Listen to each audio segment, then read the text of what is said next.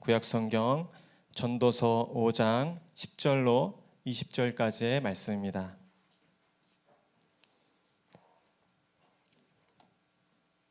하나님의 말씀을 저와 한 절씩 교독하시고 마지막 절 함께 읽겠습니다. 제가 먼저 10절을 봉독하겠습니다. 은을 사랑하는 자는 은으로 만족하지 못하고 풍요를 사랑하는 자는 소득으로 만족하지 아니하나니 이것도 헛되도다. 많아지면 먹는 자들도 많아지나니 그 소유주들은 눈으로 보는 것 외에 무엇이 노동자는 먹는 것이 많든지 적든지 잠을 달게 자거니와 부자는 그 부요함 때문에 자지 못하느니라. 해 아래에서 큰 패단 되는 일이 있는 것을 보았나니 곧 소유주가 재물을 자기에게 해가 되도록 소유하는 그 재물이 재난을 당할 때 없어지나니 비록 아들을 낳았으나 그 손에 아무것도 없느니라. 모태에서 벌거벗고 나왔은즉 그가 나온 대로 돌아가고 수고하여 얻은 것을 아무것도 자기 손에 가지고 가지 이것도 큰 불행이라. 어떻게 왔든지 그대로 가리니 바람을 잡는 수고가 그에게 무엇이 유익하랴. 어두운 데서 먹으며 많은 근심과 질병과 분노가 그에게 사람이 하나님께서 그에게 주신 바 그 일평생에 먹고 마시며 해 아래에서 하는 모든 수고 중에서 낯을 보는 것이 선하고 아름다움을 내가 보았나니 그것이 그의 몫이로다.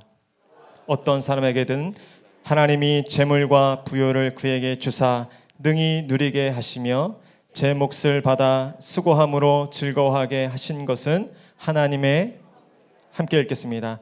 그는 자기의 생명의 날을 깊이 생각하지 아니하리니 이는 하나님이 그의 마음에 기뻐하는 것으로 응답하심이니라. 아멘. 할렐루야. 예배 오신 모든 분들에게 하나님의 큰 은혜와 사랑이 또 성탄의 또 귀한 은총이 넘치기를 주님의 이름으로 축복합니다. 감기 걸리신 분이 굉장히 많고 또 이 바이러스, 이 전염성 이 감기가 독감이 굉장히 유행합니다. 조심하시고 또 건강하셔서 감기가 와도 튕겨나가고 감기남도 다 낫는 은혜가 있게 되기를 축복합니다. 다음 주 주일 저녁에 우리 시온 칸타타 파티 포 더 킹 이 주제로 저희 교회 전에는 음악회 제가 자주 했는데 사역이 많으니까 음악회가 조금 줄어들었는데 오랜만에 하는 음악회니까요 많이 기대가 됩니다. 우리 성도님들 기도 많이 해주시고 또 귀한 분들 초대해 주셔서 성탄의 그 예수님의 오심을 잘 밝히고 또 세상에 축복을 알리는 또 그런 아름다운 시간 되기를 위해서 기도해 주시고 또 초대해 주시면 좋겠습니다.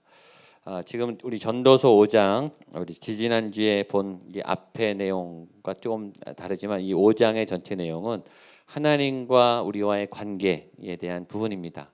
그래서 그 앞의 부분은 우리가 하나님의 성전에 들어갈 때 어떻게 들어가야 될 것인가, 우리의 발을 삼가야 된다, 우리의 몸을 잘 살펴야 된다, 하나님께 예배 가는 것도 중요하지만 예배 드리는 내가 합당한지, 내가 하나님이 기뻐하는 상태가 되는지, 하나님께 영광을 들어가는 내 모습 자체가 하나님이 예배 받으시기에 합당한 그런 제물이 되는지 발을 삼갈지어다 우리를 살피고, 요새 우리가 큐티 히스기야의 개혁을 보고 있습니다. 히스기야가 성전을 새로 청결하게 하면서 제일 먼저 우리 자신을 살폈다. 회개의 제사, 속죄 제사를 먼저 드립니다. 내 마음은 하나님께 합당한 마음인지, 오늘 예배하는 여러분들의 마음이 하나님 앞에 합당한 마음으로 드려지기를 축복합니다. 내 마음은 그렇더라도 내 행위가, 내 습관이, 죄악의 습관이 끊어지고 있는지, 하나님이 미워하시는 죄의 습관, 하나님 앞에 여전히 해결하지 못한 악한 죄의 습관, 오래된 죄의 습관, 죄의 관성, 그런 부분이 해결되고 있는지, 또 내가 깨끗하게 돼도 다시 들어가면 죄악이 세상에 빠지는 상황, 그 상황, 죄로 내가 자연스럽게 들어가는 상황, 하나님 앞에 이 속죄제를 드릴 때 이 히스기야가 이 세 가지 부분을 다 정리합니다. 마음을 정리하고 내 습관을 정리하고 상황을 정리해요. 그것이 예배 드리기 전에 준비할 우리의 자세입니다. 여러분들이 언제 예배를 드리시든 이 세 가지 마음과 또 습관과 이 상황을 잘 정리하고 하나님 앞에 나아갈 때, 성전에 나아갈 때 발을 금하여 조심하여 내가 자격이 있는가? 내가 하나님을 원망할 자격이 있는가? 하나님께 요구할 자격이 있는가? 내가 예배할 자격이 있는가?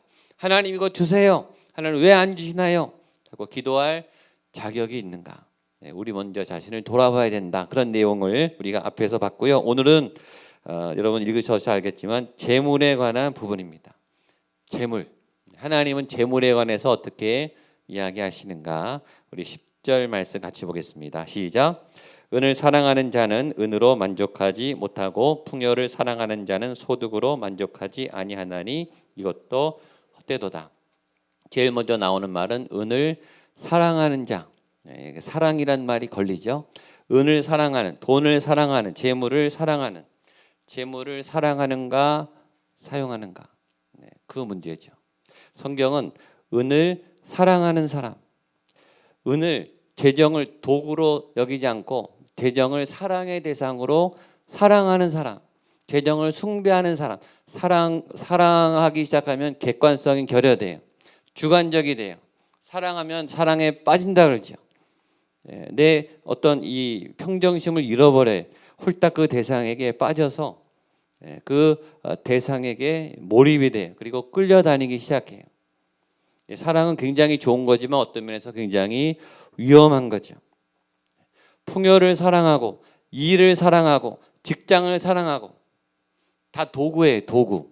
하나님이 사용하라고 주신 도구인데 사랑하면 안 되는데 은을 사랑하는 자들, 또 여기 보면 풍요를 사랑하는 자들, 이렇게 나와요. 우리 자신을 점검해야 돼. 나는 돈을 사용하고 있는가? 돈에 끌려다니고 있는가? 돈의 늪에서 헤어나오지 못하고 있는가? 돈이 많아도 헤어나지 못하고요. 돈이 없어도 헤어나오지 못해요. 거기에 집착하게 되니까. 거기에 온 마음을 쓰게 되니까 거기에 사로잡히는 거예요. 사랑은 사로잡히게 되죠. 사랑은 사람을 사랑해도 잘못 사랑하면 상처를 받아요. 그렇죠? 배우자를 잘못 만나서 결혼을 잘못하면 혼자 사는 것보다 더 큰 인생의 실패를 맛봐요. 사람을 사랑하는 것도 어려워요. 부모를 잘못 만나면 아이들이 평생 뼈아픈 상처를 갖고 살게 되죠. 잘못 양육을 받으면. 잘못된 이 부모로부터 양육을 받고 큰 충격을 받으면 그게 평생 가죠. 교회를 잘못 선택하고 하나님에 대한 믿음을 잘못 배우고 교역자를 잘못 만나고 믿음의 리더들을 잘못 만나서 믿음이 이게 왜곡되면 그것처럼 힘든 상처는 없어요. 그러니까 원래 사랑해야 될 대상도 사랑을 제대로 하지 못하면 상처를 받아요. 사랑을 잘하면 유익이죠. 그러니까 사랑은 굉장히 위험한 거예요. 좋은 것은 어떤 면에서 위험해. 잘하면 굉장히 유익하지만 그러나 사랑을 잘못하면 굉장히 크게 다치죠. 그래서 사랑하면서 아파본 분들, 사랑하면서 큰 대가를 치러본 분들은 사랑에 대해서 겁을 내요.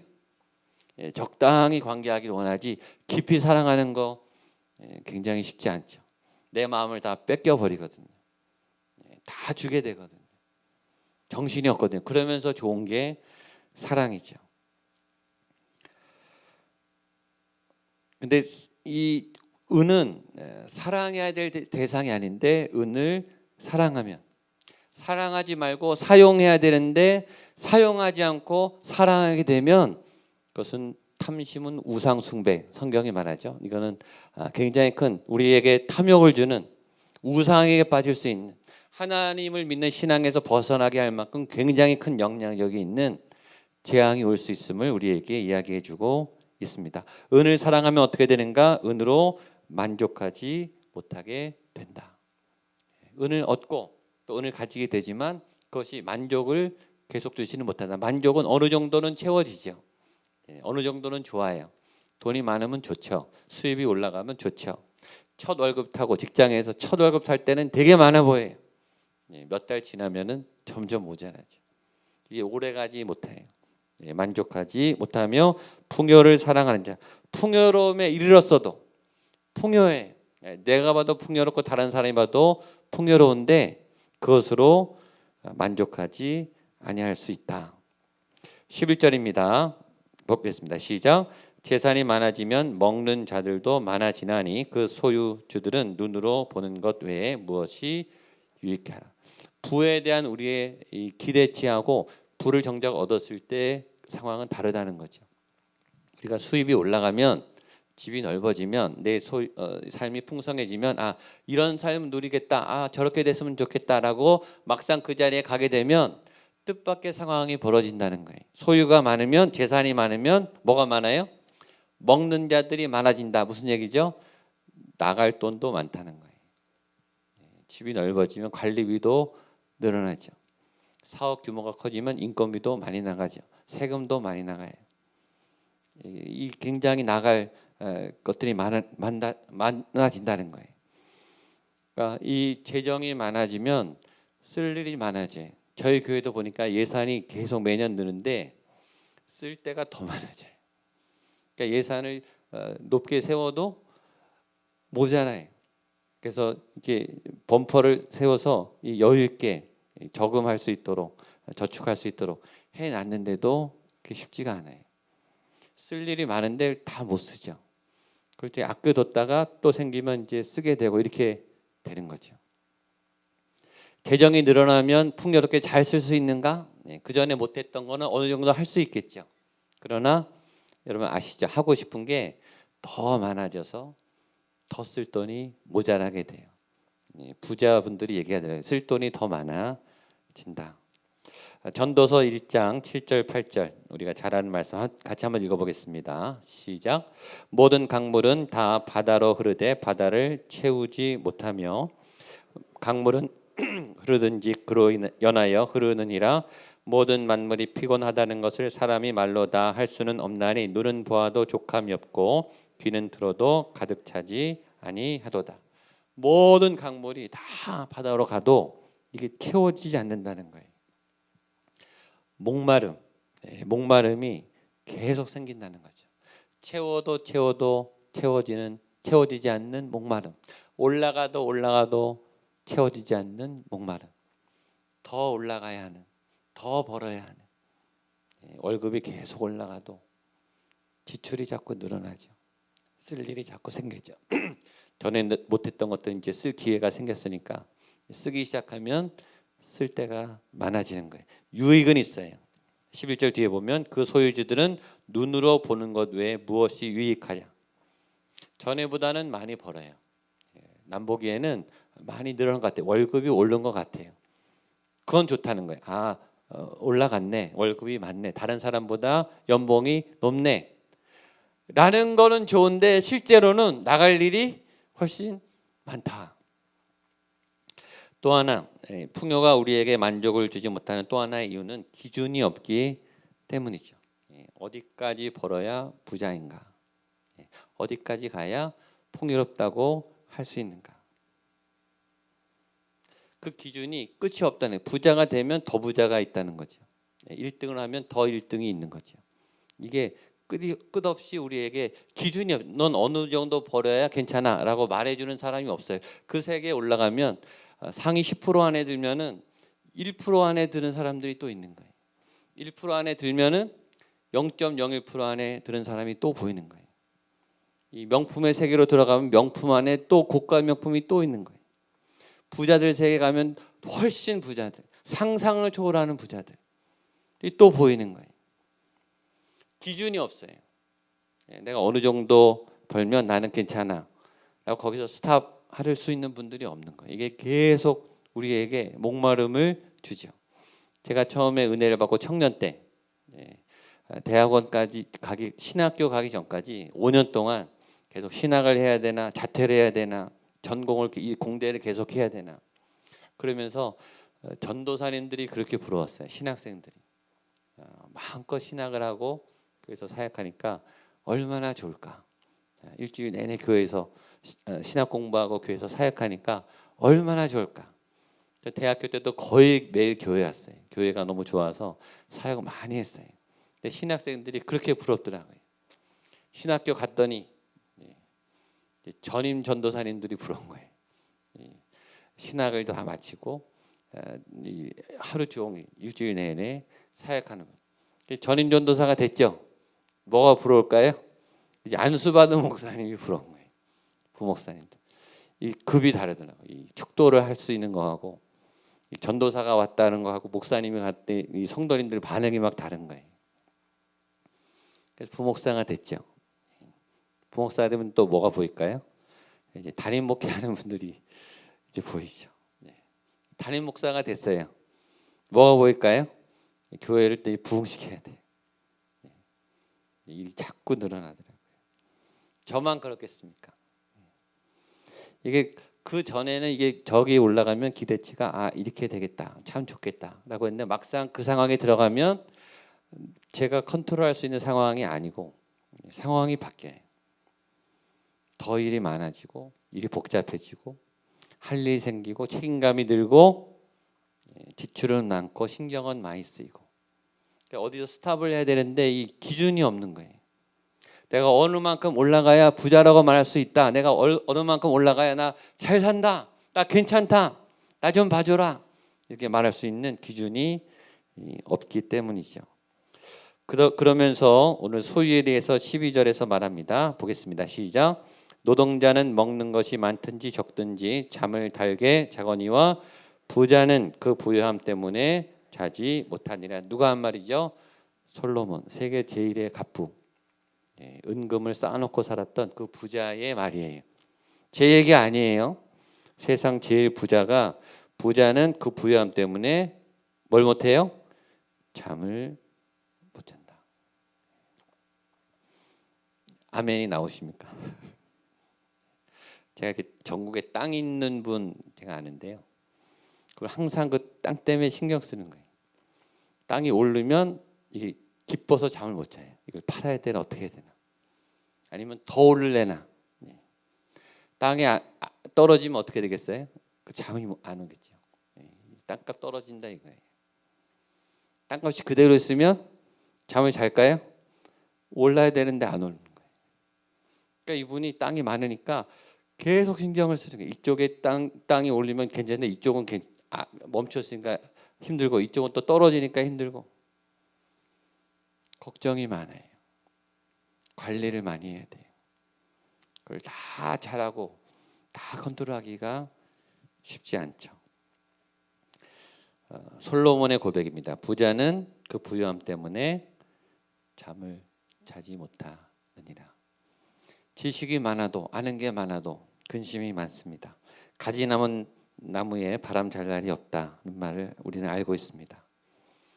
우리가 아는 그 유명 연예인 바쁘신 분들 그 연예인들 프로그램 보니까 도시락 먹고 있더라고요. 도시락. 식당도 못 가요. 스케줄이 너무 많아서. 차 안에서 라면 먹고 있어요. 김밥 먹고 있고. 소원이 따뜻한 집밥 좀 먹어보면 좋겠다. 다이어트 해야 되니까 마음대로 음식도 못 먹고. 연애할 때 데이트도 아무 데나 못하고. 들키니까. 자유롭지가 않아요. 인기는 좋고 수입은 많은데 눈치를 보고 기사에 댓글에 왔다 갔다 하고 우리가 그 자리에 가면 참 좋겠다라고 하는데 그 자리에 가면 상황이 바뀐다니까요. 내가 아는 상황이 아니라 뭔가 처리하고 다급해야 될 상황이 바뀌어요. 우리의 계산대로 되지 않아요. 우리의 꿈대로 이루어지지 않아요. 목적대로 이루어지고 목표를 이루고 그 자리에 가서 그 성취를 이루어도 우리가 기대했던 상황보다 새로운 상황들이 생겨서 우리를 힘들게 합니다. 돈은 좋은 것입니다. 하나님이 주신 좋은 도구예요. 많이 있으면 좋을 수 있겠죠. 그러나 이 돈을 사랑하고 돈의 지배가 되고 돈에 끌려다니면 안 돼요. 여러분 돈을 하나님께 구하되 돈을 잘 사용하는 돈을 사용할 수 있는 힘을 달라고 같이 기도하시기를 축복합니다. 돈 앞에 무릎 꿇지 않는 분이 없어요. 다 약해집니다. 돈이요 많아지면 약해져요. 없어도 약해지는데요 많아지면 더 약해져요. 돈의 권세는 굉장히 큽니다. 그래서 기도하세요. 하나님 돈에 대해서 내가 이 돈의 권세를 이길 수 있는 힘을 주십시오. 돈을 사용할 수 있는 돈을 사랑하지 않고 사용할 수 있는 힘을 주십시오. 우리 잠언에 그런 기도가 있죠. 잠언 30장 7절로 9절입니다. 같이 한번 보겠습니다. 시작. 내가 두 가지 일을 주께 구하여 싸우니 내가 죽기 전에 내게 없어서 곧 헛된 것과 거짓말을 내게서 멀리 하옵시며 나를 가난하게도 마옵시고 부하게도 마옵시고 오직 필요한 양식으로 나를 먹이시옵소서. 혹 내가 배불러서 하나님을 모른다 여호와가 누구일까 할까 하오며 혹 내가 가난하여 도둑질하고 내 하나님의 이름을 욕되게 할까 두려워함이니이다. 아멘. 아주 지혜로운 기도죠. 여기 보면 가난하게도 마옵시고 부하게도 마옵시고, 따라하시죠. 가난하게도 마옵시고 부하게도 마옵시고 오직 필요한 양식으로 나를 먹이소서. 아멘. 이 기도가 만족스러우세요? 우리는 좀 더 부하게 했으면 좋겠습니다. 이 기도만 하면 좋겠는데 이 지혜자는 부한 경험이 있었던 분 같아요. 가난하게도 마시고 부하게도 마시고 필요한 양식을 주시고 그 필요한 양식에 감사할 수 있는 믿음을 달라. 이런 기도를 하고 있습니다. 지금 우리 상태에서 만족하지 않으면, 감사하지 않으면 더 얻어도 만족하지 못할 가능성이 많이 있습니다. 동남아시아 힘든 국가 아웃리치를 가보면 한국이 너무 잘 산다는 것을 느끼죠. 한국처럼 편리한 나라가 미국과 일본 가도요, 한국이 제일 편해요. 이 교통, 이 통신, 서비스 너무 잘 돼요. 세계 최고입니다. 너무 부유해요. 자살률은 점점 올라가요. 감옥에 있는 사람들은 자살하지 않는데 감옥 밖에 있는 분들이, 엘리트들이 막 자살해요. 부를 이루고 국민소득이 올라가고 세상에서 제일 좋은, 살기 좋은 나라, 편리한 나라라고 알려진 이 대한민국의 이 영적 궁핍함이 팽배합니다. 우리는 사실 너무 잘 살고 있어요. 힘든 나라 가보시면 알아요. 우리나라가 얼마나 잘 살고 우리의 풍요가 얼마나 위대하게 이루어진지. 그러나 우리는 다 가난하다고 생각해요. 더 벌어야 된다고 생각하죠. 벌어도 족함이 없다. 쓸 일이 많아지니까, 편리한 시설이 많아지니까 우리가 매일 필수적으로 사용해야 될 이 도구들이 점점 늘어나요. 스마트폰 기계 점점 비싸지죠. 우리가 사용할 도구들이 점점 이 값이 올라가요. 그걸 다 사용하고 살아야 되니까 점점 힘들어지죠. 남들이 할 건 또 해야 되니까 또 쓸 일이 많아지죠. 이 끊임없는 소용돌이에 우리가 말려들 수 있습니다. 13절 14절 보겠습니다. 시작. 내가 해 아래에서 큰 패다되는 일이 있는 것을 보았나니 곧 소유주가 재물을 자기에게 해가 되도록 소유하는 것이라. 그 재물이 재난을 당할 때 없어지나니 비록 아들을 낳았으나 그 손에 아무것도 없느냐. 여기 있죠. 소유주가 재물을 자기에게 해가 되도록 소유하는 것. 보니까 돈을 잘 버시는 분들은 돈을 쓸 시간이 없어요. 너무너무. 근데 이 비즈니스를 안 할 수가 없으니까 계속 끌려다녀야 돼요. 쉬면은 손님 떨어지니까, 쉬면은 거래가 끊어지니까 쉬지를 못해요. 노예처럼 일해요. 계속 일해야 돼요. 돈을 쓸 시간이 없어요. 돈이 없는 분들은 돈을 쓰고 싶어도 못 쓰고, 이런 모순. 돈을 충분히 사용해서, 도구로 사용해서 내 삶에 유익하게 아름답게 쓸 수 있는 이 적절한 이 타이밍을 유지하기가 어려워요. 돈을 쓰고 싶은 사람은 돈이 없고, 돈을 쓰고 싶은 사람은 시간이 없고, 아니면 건강이 없고, 이 밸런스가 굉장히 어려운 거죠. 그러는 사이에 그 돈에 신경을 쓰고 관리를 하고 걱정하고 잠을 못 자는 그 사이에 사랑하는 사람들과 하나님이 우리에게 주신 소명과 가치 있는 일들을 해야 할 그 경험의 시간들을 다 놓치고 있어요.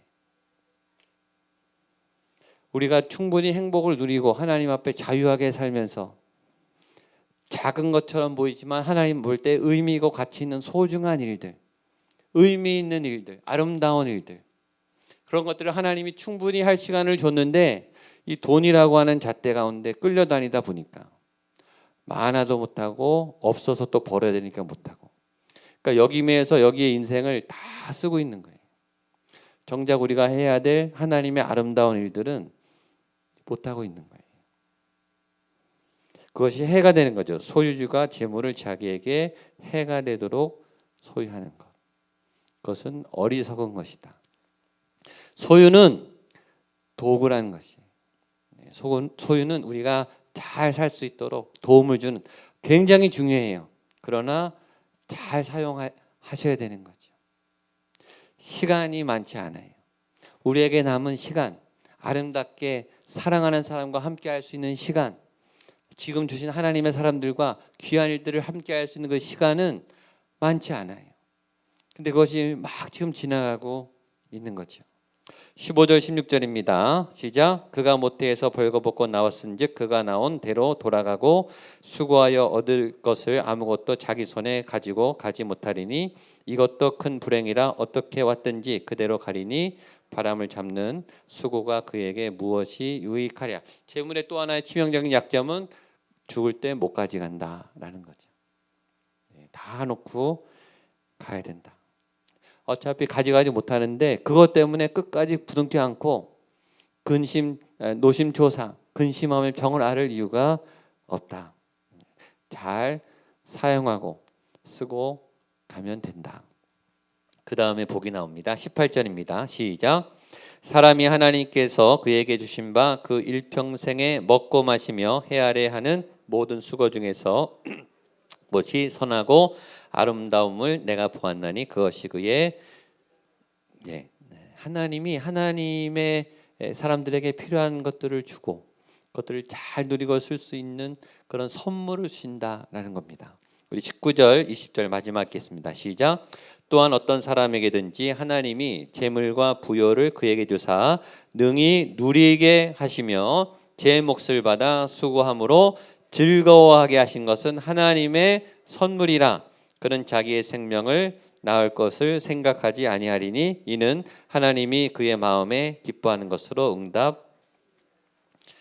하나님이 우리가 마음껏 쓰고 또 풍요를 누리고 잘 사용할 수 있도록 그렇게 누리게 하신다. 이것은 하나님의 선물이다. 여러분이 주신 그것으로 잘 누리면서 쓰게 되기를 축복합니다. 모자라 보여요. 평생 모자라요. 많아도 결국 모자라요. 그러니까 주어진 있는 것에서 행복하게 누리면서 사용하세요. 그리고 그렇게 살아갈 때 성실하게 살아갈 때 하나님이 재물의 문제를 열어 주신다. 그걸 믿으세요. 재물은 하나님의 손 안에 있습니다. 이 재물에 매여서 이 재물에 묶여서 재물에 고민하면서 그 재물 안에서 사랑하면서 갇혀 사는 그 삶이 아니라 재물을 빠져나와서 하나님을 위해 아름답게 사용하기 시작하려고 결단하면 하나님이 필요한 재정을 주실 줄로 믿습니다. 돈에 관심을 갖지 말고 하나님의 꿈과 비전을 향해 나아가 보세요. 하나님의 마음을 따라 가보세요. 그러면 하나님이 돈을 채워주시죠. 그 믿음을 경험해 보셨으면 좋겠습니다. 오늘 주신 재정의 원리를 잘 지혜롭게 마음에 받고 오늘 하나님의 선물 누릴 수 있는 그 기쁨을 얻게 되는 저와 여러분 될 수 있기를 주님의 이름으로 축복합니다.